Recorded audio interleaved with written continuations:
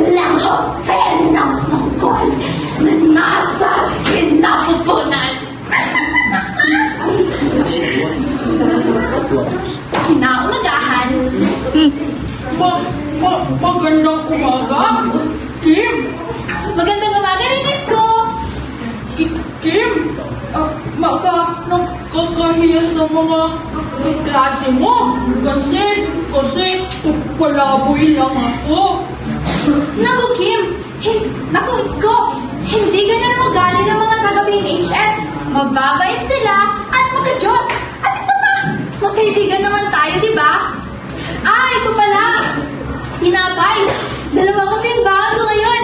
Sa'yo na yung isa, oh. Maraming salamat, Kim. Siguradong masarap to. Sige, Isko. Una na ako, ha? Sige, Kim. Mag-iingat ka, ha? Samantala, napadaan si Lisa na 8 buwang buntis at ang kanyang asawa na si Mike. Nakasalubong nila si Isko. Siya nga pala, si Isko ay uli nila sa magulang. Ipinanganak siya may diferensya sa pag-iisip. Lisa, oh. Para sa'yo. Ha, Isko! Anhin namin ang bawang! Mike, mag-iingat kayo, ha? Tumabi ka nga! Ang baho-baho mo! Baka mausog pa si Lisa! Alis! Aray! Ang sakit naman! Mike! Salbahe ka! Kinagabihan, Aswang! nagulat na lang si Isko nang may biglang tumunak sa kanya. Alam mo ba? Nagugutom ako. Gusto kong kumain ng sanggol. Kapag kaan dito? Alis ka dito!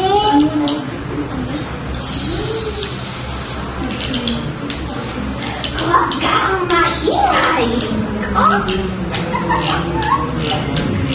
Samantala, sa bahay ni Lisa, aray! Ang sakit ng tiyan ko! Hindi ko pa naman kapanganakan ngayon, ah! Ang sakit! May dingding sa bubong? Inay? Narinig niyo po ba yun? Natatakot na po ako, eh. Hindi pa po makakawin si Itay ngayong gabi. At unti-unti, umugas ang bintana.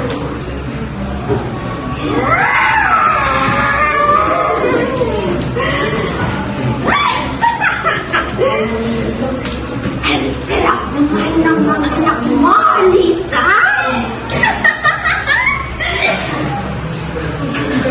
Erika! Gusto mo ba sumama sa akin? Nay! Tutulungan niyo po ako, Nay! Bitawan mo anak ko! Ito na yata ang pinakamaswerteng gabi ko!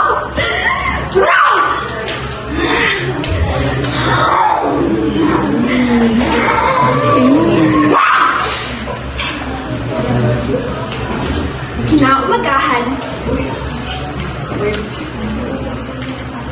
Lisa? Erika! Narito na si tatay! May dala akong pasalubong para... Lisa! Erika! Anong nangyari sa inyo? Lisa! Asawa ko! Bakit wala na ang sangkal sa sinapupunan mo? Erika! Halika! Anak ko! Sana ako'y gawa na kayo!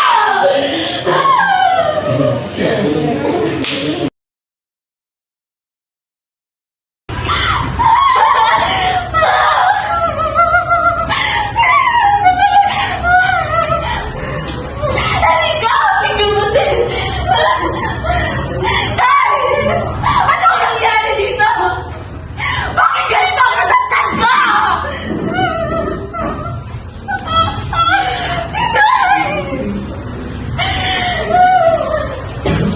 Sana mamatay sa kanila!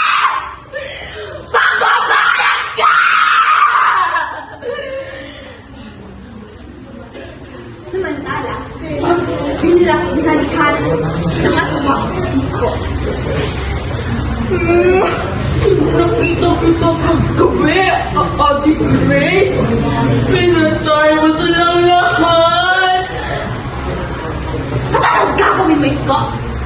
Isusumo mo na aswang ang kapatid mo! Ate, kaya ako umalis sa lugar natin eh. Kasi hindi ko na alam. Hindi ko na alam ang gagawin ko. Hindi ko na kaya mga ginagawa mo eh.